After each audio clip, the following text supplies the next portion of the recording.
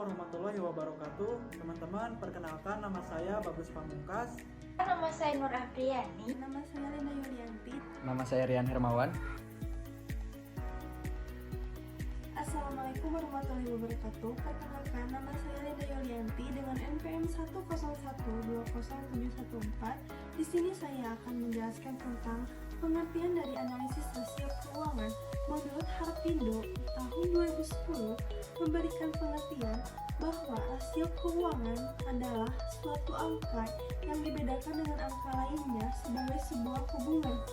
Sementara menurut Jonathan Golin tahun 2001 memberikan pernyataan tentang rasio yang merupakan suatu angka yang didefinisikan pada suatu pola kemudian dibandingkan dengan pola lainnya dan dinyatakan oleh presentase. Finansial analisis rasio keuangan. Finansial rasio atau juga disebut rasio keuangan adalah alat analisa keuangan perusahaan dalam review hasil suatu perusahaan dengan panduan perbandingan data keuangan yang ada di dalam laporan keuangan seperti neraca, laporan laba atau rugi, dan laporan aliran kas.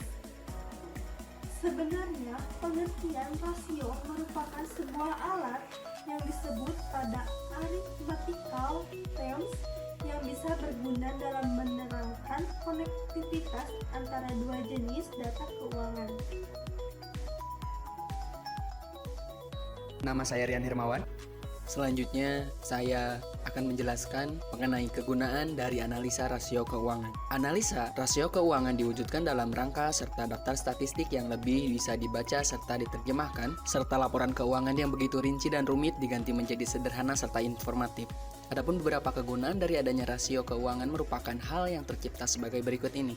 Untuk poin pertama ialah perwujudan visualisasi tentang sejarah perusahaan disertai dengan nilai keadaan suatu perusahaan tersebut. Untuk poin yang kedua, perwujudan visualisasi kepada investor serta kreditor tentang kebaikan dan keburukan suatu keadaan atau tempat keuangan perusahaan dari satu periode ke periode lainnya.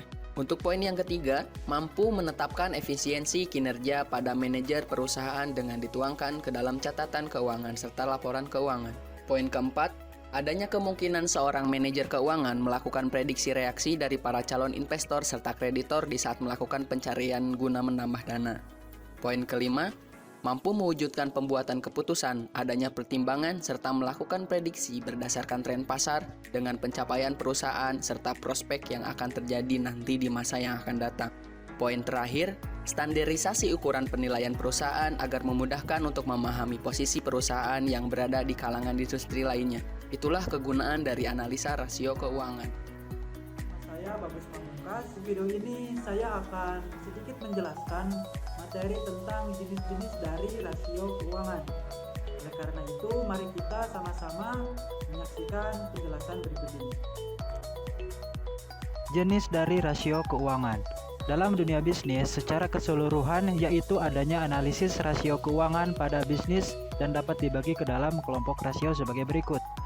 Yang pertama ada rasio rentabilitas atau probabilitas. Rasio rentabilitas atau probabilitas ini adalah rasio yang mewujudkan skill perusahaan dalam menciptakan laba pada periode tertentu, serta memberikan gambaran tentang tingkat efisiensi dan efektivitas manajemen perusahaan dalam melakukan kegiatan operasional. Kemudian yang kedua ada rasio likuiditas.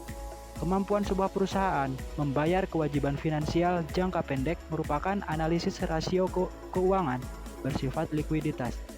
Likuiditas tidak hanya tentang keadaan keuangan perusahaan saja, namun tentang keahliannya merubah aktiva lancar jadi uang kas. Kemudian yang ketiga ada rasio solvabilitas atau leverage ratio. Solvabilitas atau leverage ratio merupakan keahlian sebuah perusahaan dalam memenuhi kewajiban keuangan dalam waktu jangka pendek serta jangka panjang jika terjadi likuidasi atau pembubaran perusahaan. Kemudian yang terakhir, yang keempat ada rasio aktivitas.